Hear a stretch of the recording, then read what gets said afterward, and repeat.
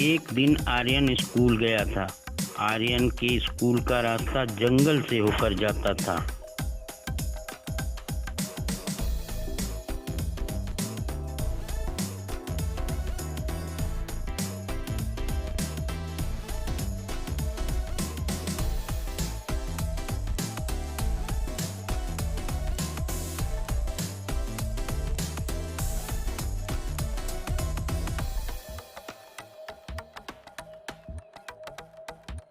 School की छुट्टी होने के बाद आर्यन, राहुल और आशीष आपस में बातें करने लगे। उन्हें समय का पता ही नहीं चला। अंधेरा होने लगा। आर्यन ने आशीष से कहा, अरे आशीष, अंधेरा होने लगा है और घर पर मेरी छोटी बहन श्रेया अकेली होगी। अकेली क्यों? तुम्हारी मम्मी पापा कहाँ हैं? मेरे मम्मी और पापा मामा के घर गए हैं। मुझे घर जाना होगा।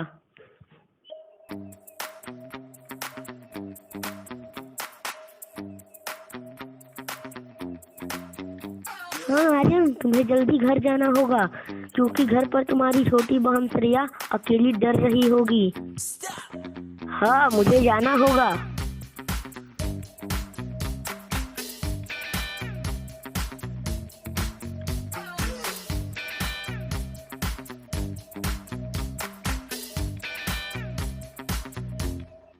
ऐसा कहकर आर्यन अपने घर की ओर चला। रास्ते में उसकी मुलाकात एक भयानक राक्षस से हुई।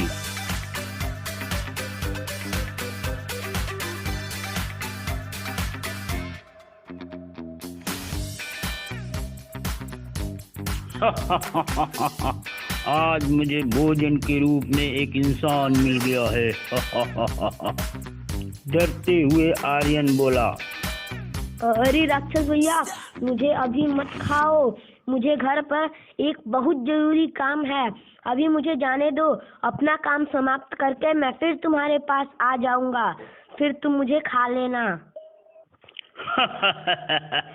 क्या तुम मुझे मूर्ख बना रहे हो? एक बार यहाँ से वापस जाने के बाद तुम फिर यहाँ वापस मेरा भोजन बनने के लिए आओगे? हाँ राक्षस भैया, मैं वादा करता हूँ, मैं वापस आ जाऊंगा।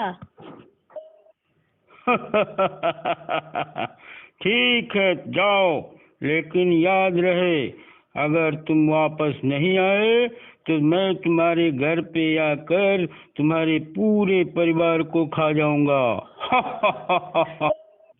ठीक है राक्षस भैया।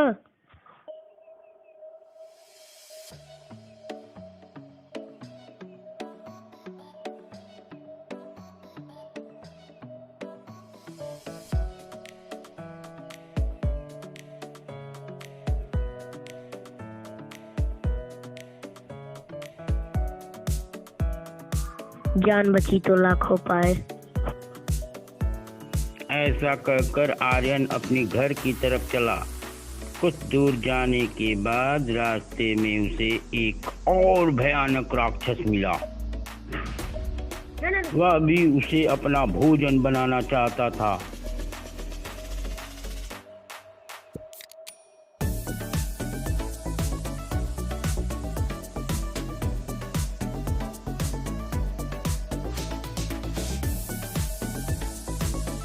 आर्यन के मन में एक विचार आया। उसने कहा, ओ राक्षस भैया, मैं तुम्हारा भोजन बनने के लिए तैयार हूँ, लेकिन कुछ समय पहले ही आपसे भी एक शक्तिशाली राक्षस से मुलाकात हुई थी, जिनका भोजन बनने का मैं वादा कर आया हूँ। अगर आप मुझे खा जाएंगे तो वो आपको नहीं छोड़ेंगे।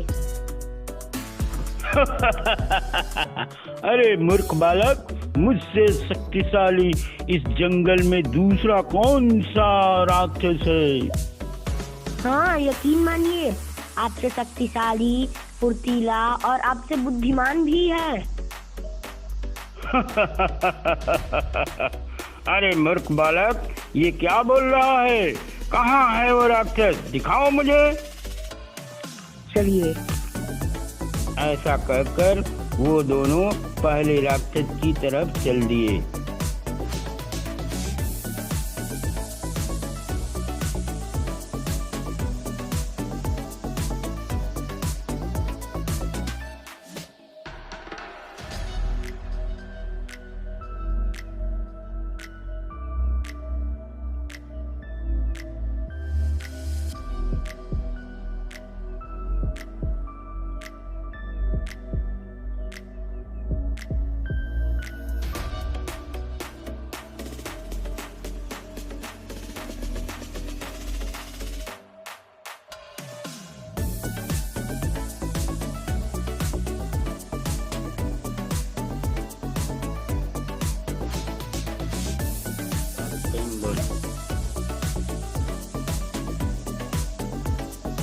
वो देखिए।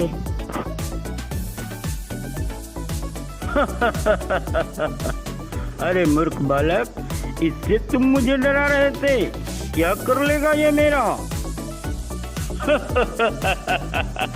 अरे मूर्ख, तुम मेरा भोजन खाना चाहता था?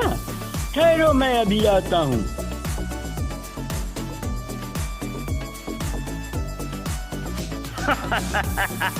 डरकर भागने लगे?